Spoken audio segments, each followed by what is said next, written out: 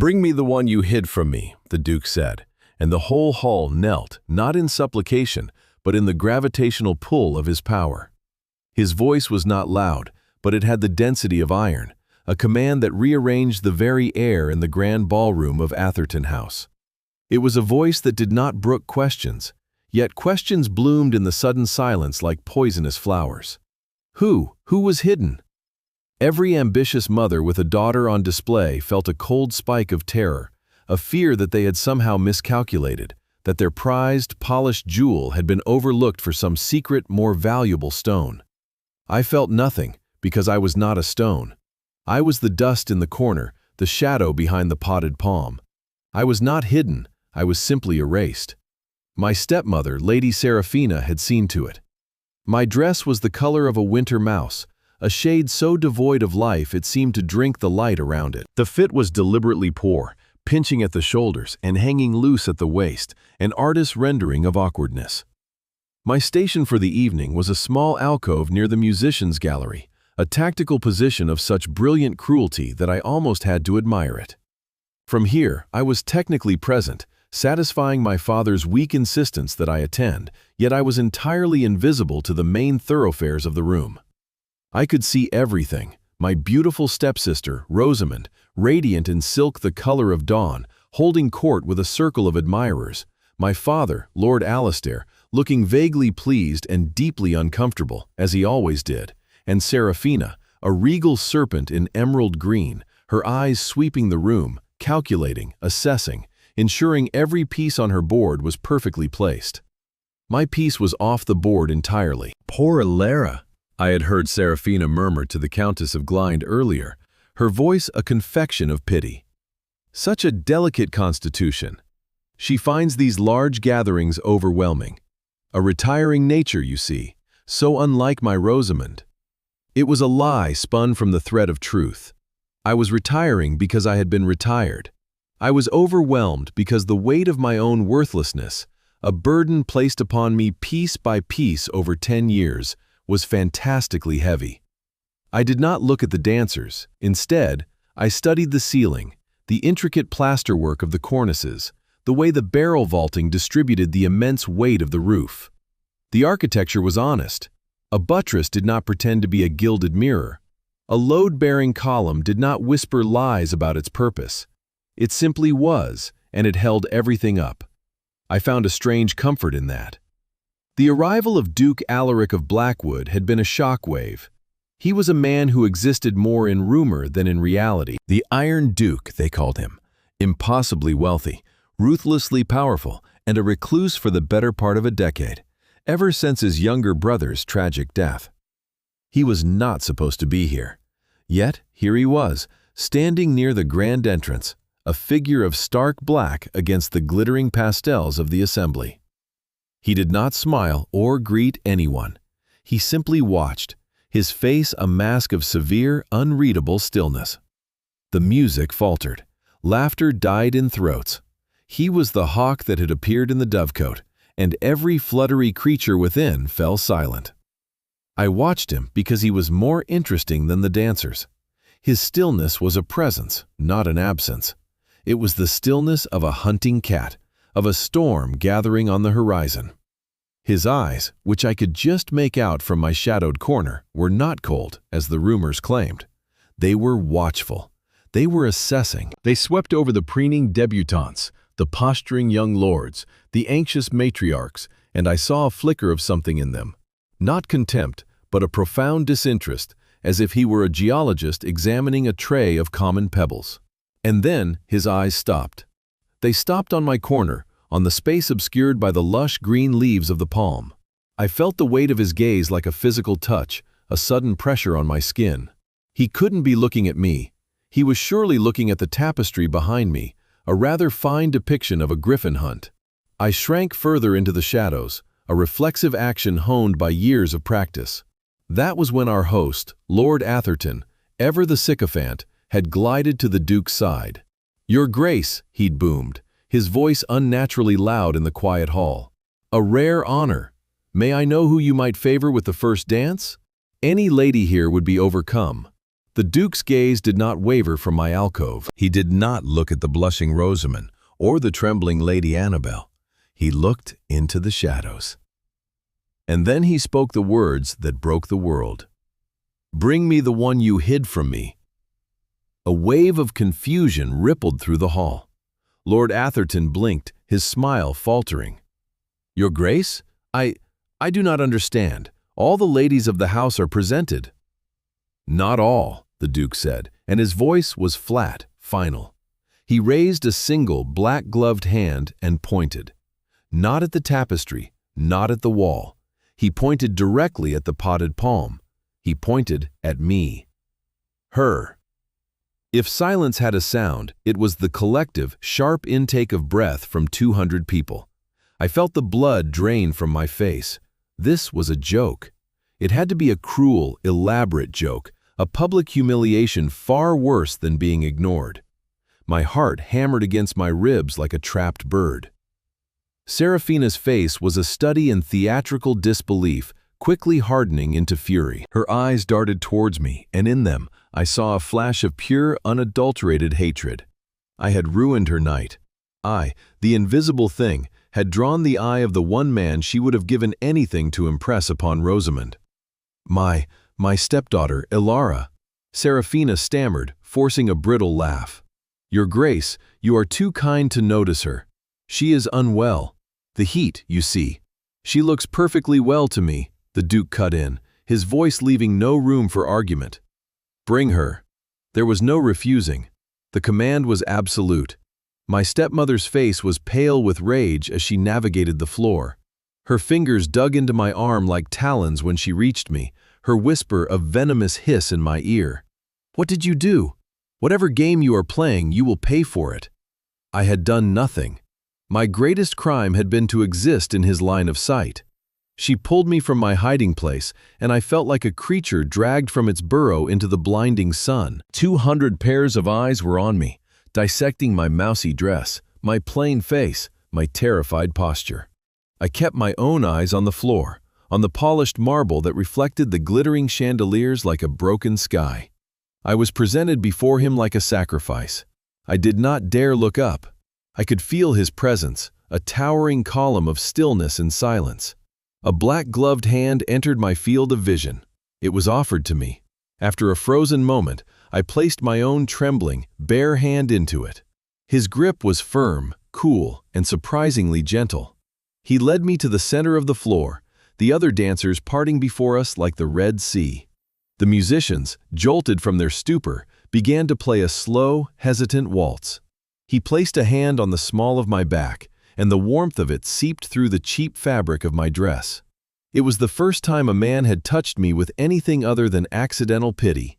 I finally forced myself to look up at his face. The rumors had not done him justice. He was not handsome in the way the young lords were. His face was all sharp angles and severe lines, a face carved from granite and shadow. But his eyes, they were a deep, startling gray, the color of the sea before a storm, and they were fixed on me with an intensity that was neither cruel nor kind. It was something else entirely. It was curious. "You prefer the company of plants to people, it seems," he said, his voice a low rumble meant only for me. I found my own voice, a reedy, unused thing. "Plants do not judge the quality of one's dress, Your Grace." A flicker of something, was it amusement, crossed his features. It was not a smile, but a subtle shift in the hard line of his mouth. "And what of architecture?" he asked, his movements guiding me effortlessly through the steps of the waltz. "Does it pass judgment?" I was so startled by the question that I nearly stumbled. "Architecture is truth, Your Grace. It cannot lie about its purpose."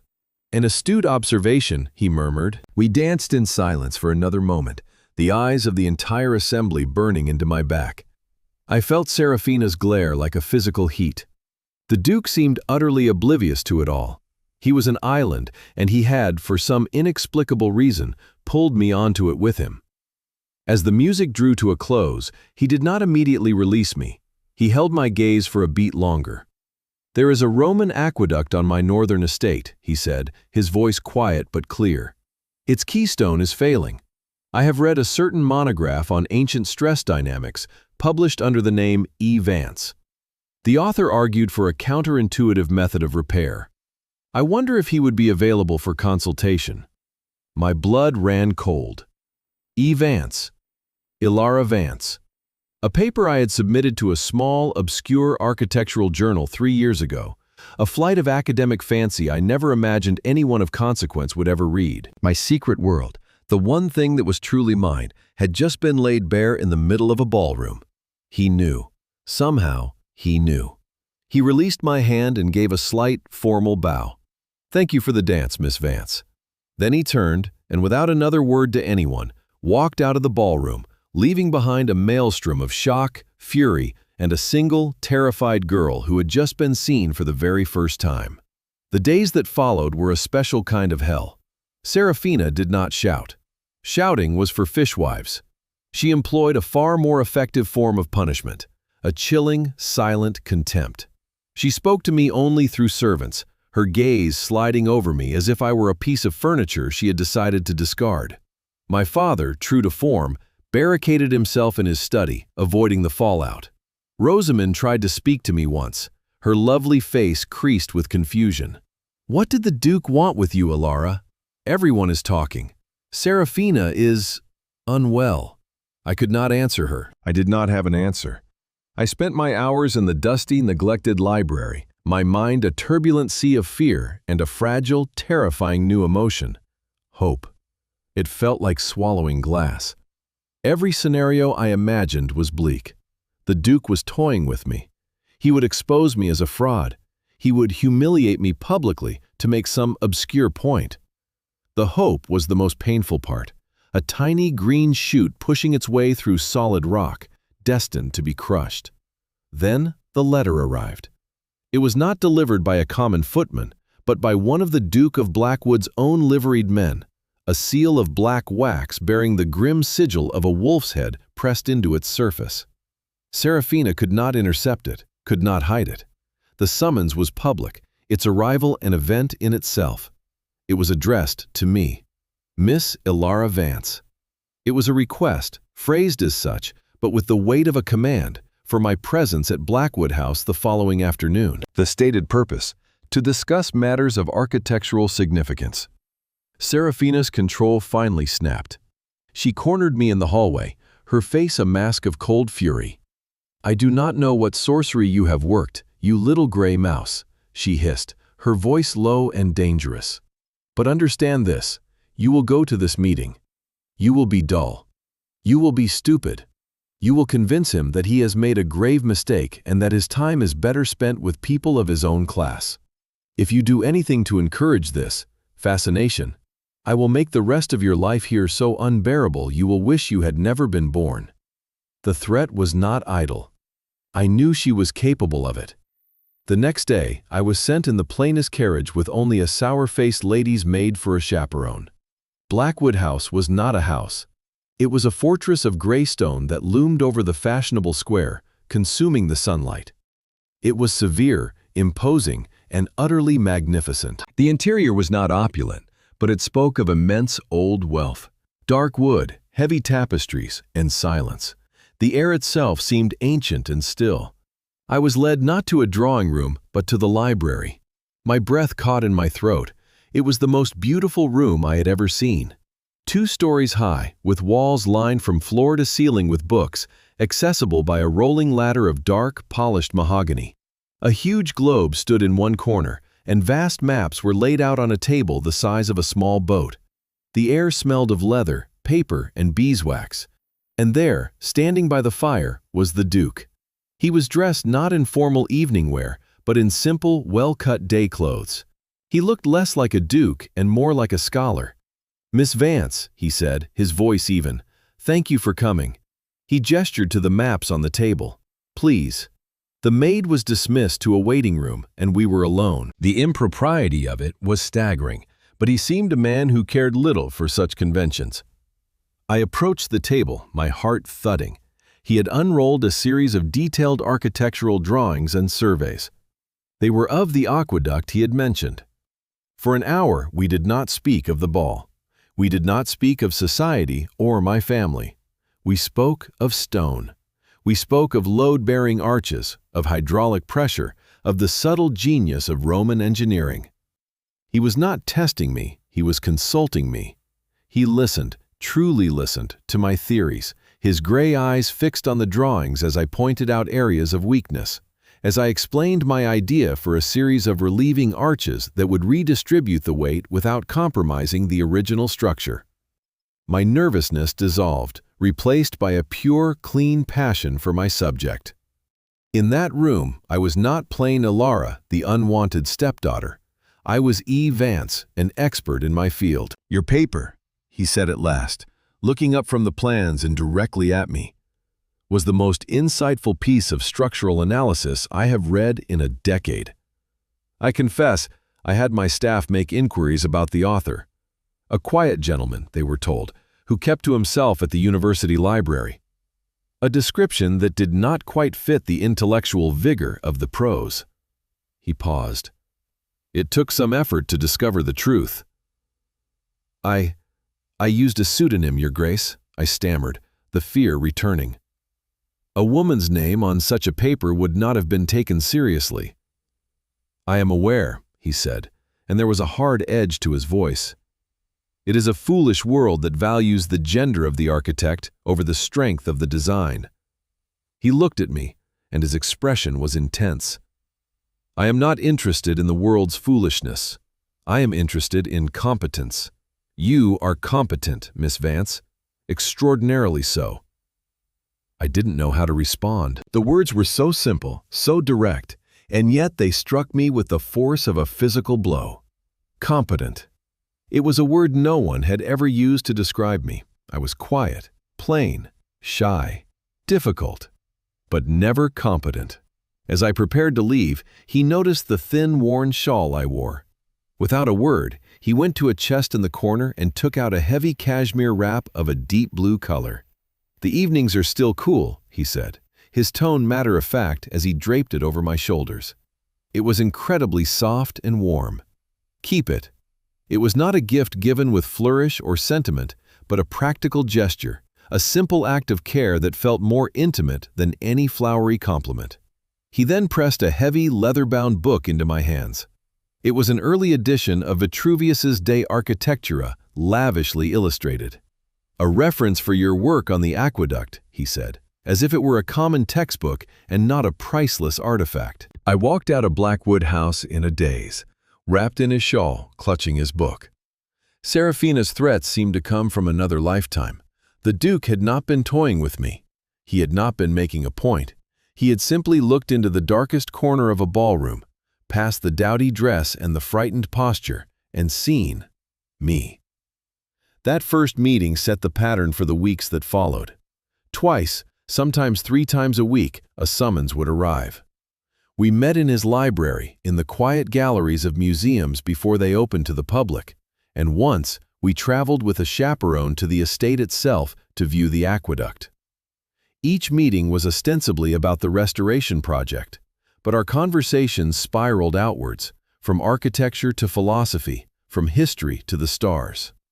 He spoke of his travels, and I spoke of the worlds I had only visited in books. I learned that his severe exterior was a carefully constructed wall. Behind it was a mind of breathtaking clarity and the dry, understated wit that appeared in brief, surprising flashes.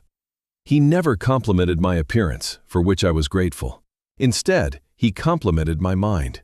He would challenge my arguments, forcing me to defend my positions with logic and evidence, and a fierce joy would light in his eyes when I succeeded.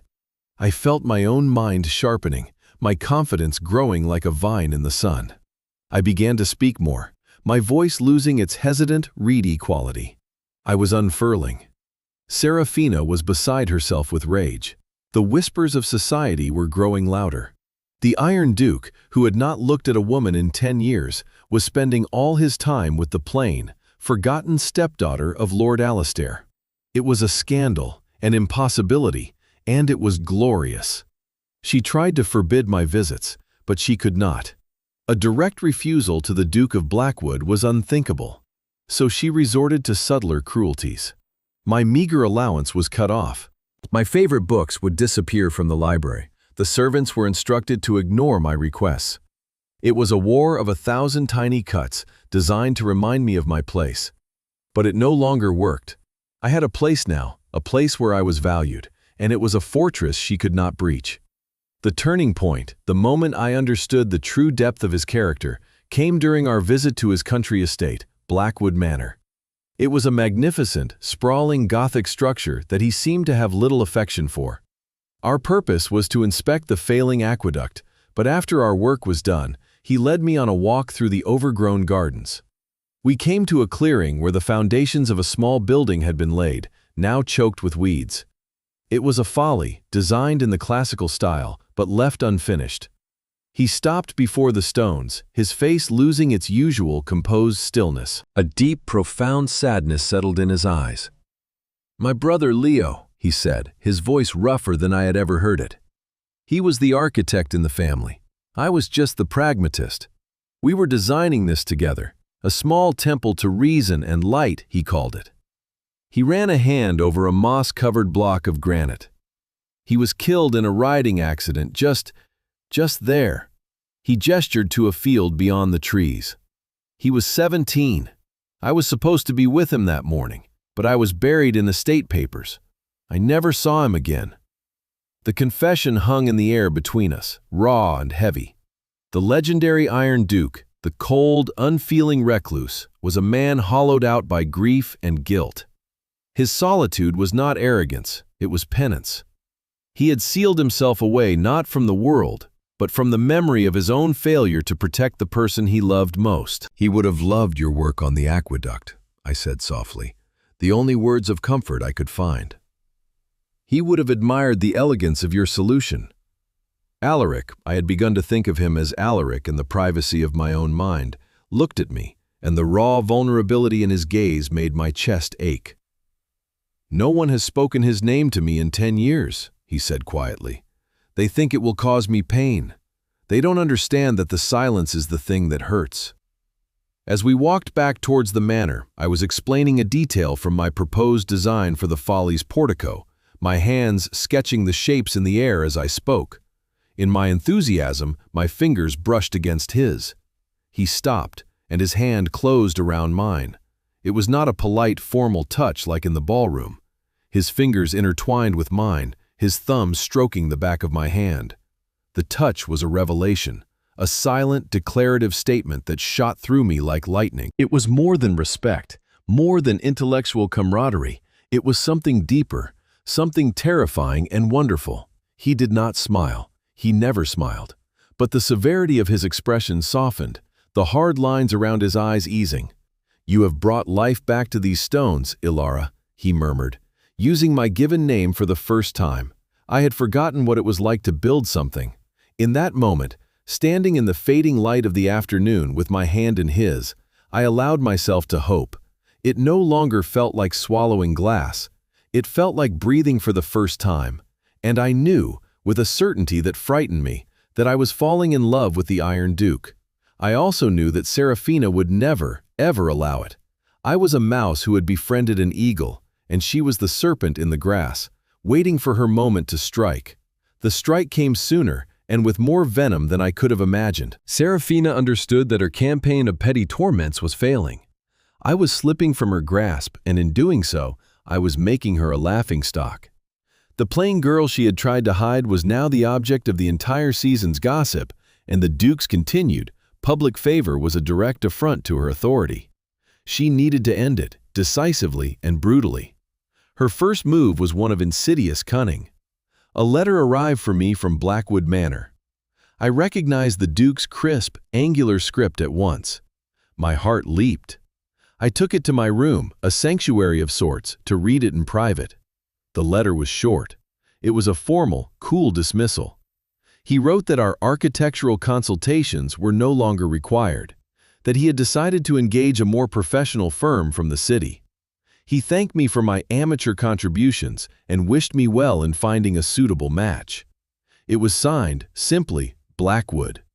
The words were a physical blow. Amateur. Suitable match.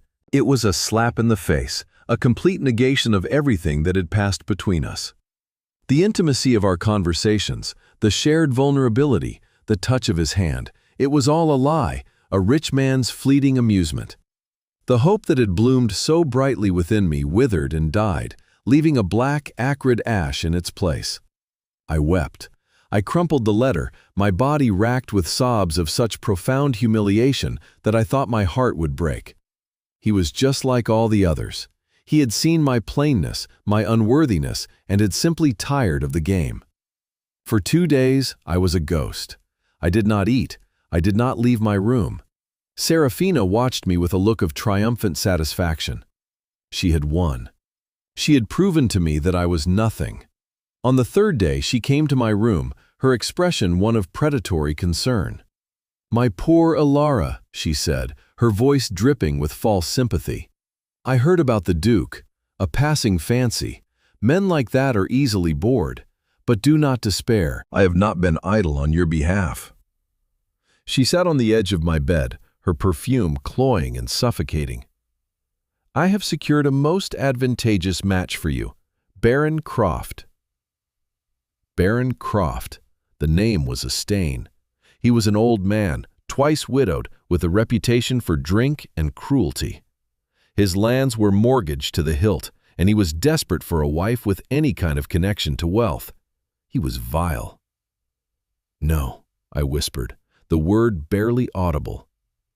Serafina's smile became a thin, hard line.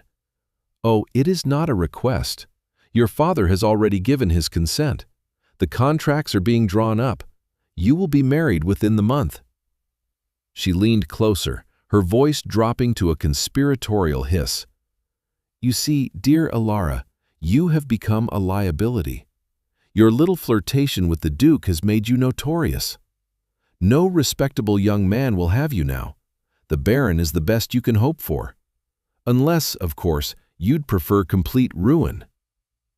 "What do you mean?" I asked, my voice trembling. "I mean," she said, her eyes glittering with malice, "that if you refuse this match, I will have no choice but to let it be known that your mother, your sainted, perfect mother, was not quite the paragon everyone believed.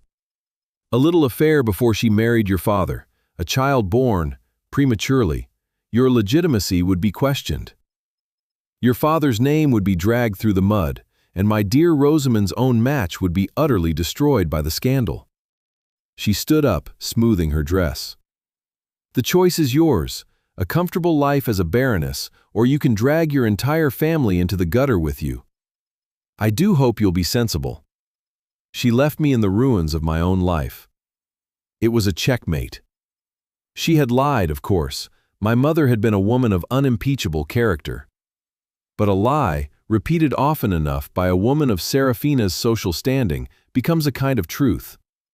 She would destroy me, and my father would be too weak to stop her. I was trapped. The marriage to Baron Croft was a death sentence, a life of misery and fear. But the alternative was to destroy the only people I had left. The Duke's rejection had been cruel, but this was a masterpiece of calculated evil. Serafina had not just hidden me, she had built a prison around me, and now she was handing the key to a monster. Unbeknownst to me, the gears of a much larger, more powerful machine were already turning.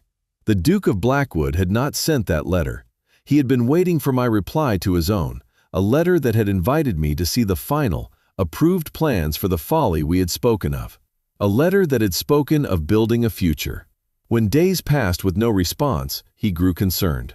When a reply finally did arrive, it was not in my handwriting. It was a clumsy forgery, full of flowery, insincere prose, in which I supposedly broke off our acquaintance, claiming his attention was causing me social embarrassment, and that I had my sights set on a more attainable title. Alaric was not a man who was easily fooled. He saw the forgery for what it was, a declaration of war. He did not get angry. He got methodical. He dispatched his own private agents, men of terrifying efficiency, who moved through the city's underbelly like shadows. They were not looking for drawing-room gossip. They were looking for facts. Within 48 hours, he knew everything. He knew about the intercepted letter. He knew about Serafina's secret, frantic negotiations with Baron Croft. And in digging into the Baron's finances, his agents had stumbled upon a greater crime.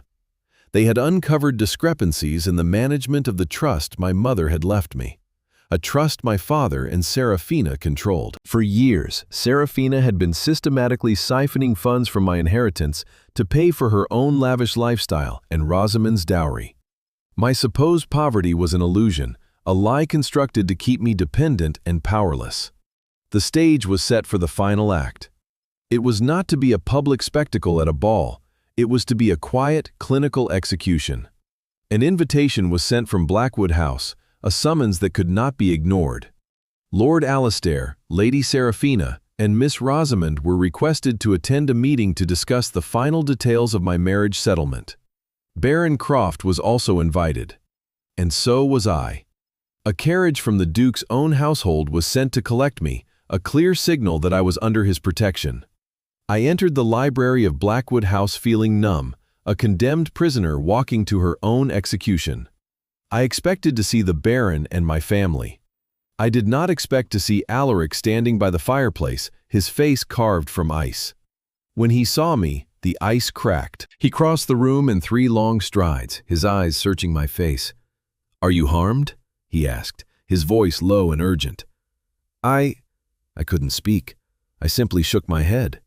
He took my hand, his grip firm and reassuring. "Good," he said, his voice hardening again. "Then we may begin." My family arrived moments later. Serafina swept in, radiating confidence, with my father trailing in her wake like a nervous shadow. Rosamond looked anxious, sensing the tension in the room. Baron Croft followed, a portly, red-faced man who smelled of brandy and entitlement. He leered at me, and I felt my stomach clench. "Your Grace," Serafina began, her voice smooth as silk. "How good of you to take an interest in dear Alara's future. We are all so thrilled with her match to the Baron." Alaric did not invite them to sit. He remained standing, a towering, immovable object of judgment. "I have taken an interest, Lady Serafina, because I have been made aware of certain irregularities." He produced a letter from his coat pocket. "This, for instance, a letter, purportedly from your stepdaughter, ending our acquaintance. The forgery is competent, I'll grant you, but the sentiment is entirely foreign to her character." Serafina's composure faltered. A flicker of panic appeared in her eyes. "A forgery? That is absurd. Alara wrote that herself." "Did she?" Alaric asked softly. From a side door, a small, bespectacled man entered. "This is Mr. Finch, the foremost handwriting expert in the country. He is prepared to testify under oath that the script, while a passable imitation, is not Miss Vance's."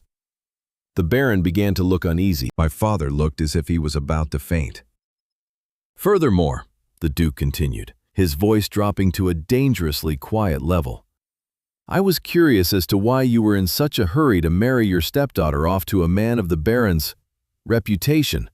He turned his cold gaze on Croft. "A man whose estates are worthless, who is indebted to moneylenders to the tune of £50,000, and who was formally censured for his treatment of his second wife." Croft turned a shade of purple. "These are slanderous lies," he blustered. "They are facts," Alaric countered, producing a sheaf of papers. "As are these." He laid them on the table. "Bank statements, legal documents, evidence of systematic embezzlement from Miss Vance's inheritance dating back 10 years. You have stolen from her, Lady Serafina. You have kept her in poverty and ignorance while you spent her mother's money on dresses and diamonds." The room was utterly silent. Serafina's face had crumpled, the mask of gentility dissolving to reveal the raw, ugly greed beneath. My father stared at the papers, his face a mask of dawning horror and shame. He had known. Perhaps not the details, but he had allowed it. He had chosen a quiet life over his own daughter's welfare. It was then that I found my voice. For 10 years, I had been silent. For 10 years, I had swallowed the insults, endured the neglect, and accepted the narrative of my own worthlessness. But no more. I stepped forward, my hand dropping from Alaric's. I looked directly at the woman who had tried to erase me. "It was never about the money, was it?" I said, and my voice was clear and steady. "It was about the space I took up. A quiet corner of a room, a chair at the dinner table, a line in my father's thoughts. You couldn't bear it. You couldn't bear for anything to exist that wasn't a reflection of you or a tool for your ambition." I looked at my father. "And you let her. You stood by and watched as she chipped away at me, day by day, because it was easier than being a husband to her or a father to me." Finally, I turned back to Serafina. Her face was contorted with a frantic, desperate rage. "You thought if you made me small enough, I would simply disappear. You dressed me in gray so I would fade into the walls. You told me I was plain so I would never look in a mirror. You told me I was foolish so I would never trust my own mind. You tried to hide me. You tried to sell me. You tried to break me." I took a deep breath, the air in that magnificent library feeling cleaner, purer than any I had ever breathed. "But you made one mistake. You thought I was a fragile ornament. You did not realize that I am made of the same things as this house. I am made of stone and timber and truth, and I will not be torn down." In the ensuing silence, Rosamond began to weep. Baron Croft, seeing his prospects turn to ash before the unyielding wrath of a duke, muttered a hasty excuse and practically fled the room. My father finally looked at me, his eyes full of a pathetic, belated remorse. But it was Serafina who held my gaze. Her hatred was pure, a thing of terrible clarity. She had lost, utterly and completely. "You will leave my house," my father whispered, the words costing him a visible effort. "Tonight." Alaric's men escorted her out. The great battle of my life was over, and I had not even realized I was fighting it until the very end. When they were all gone, the silence that fell in the library was different. It was not heavy or tense, but peaceful. It was the quiet after a storm. I stood in the middle of the room, feeling hollowed out, exhausted, but strangely light. I was free. Alaric came to stand before me. The icy fury was gone from his face, replaced by a look of profound, aching tenderness that made my breath catch. He reached out, not to take my hand, but to gently brush a stray strand of hair from my cheek. His touch was feather-light. "I did not do this to rescue you, Alara," he said, his voice low and earnest. "A woman who can design a relieving arch to save a Roman aqueduct does not require rescuing." He smiled then. It was not the brief flicker of amusement I had seen before, but a true, transformative smile that lit his severe features from within, chasing away the last of the shadows. "I did this because I am selfish. I saw a mind that mirrored my own. I saw a strength I had never encountered. I saw the architect of my own restoration, and I did not want to lose her to the foolishness of the world." He took both of my hands in his gray eyes holding mine. "Serafina was wrong.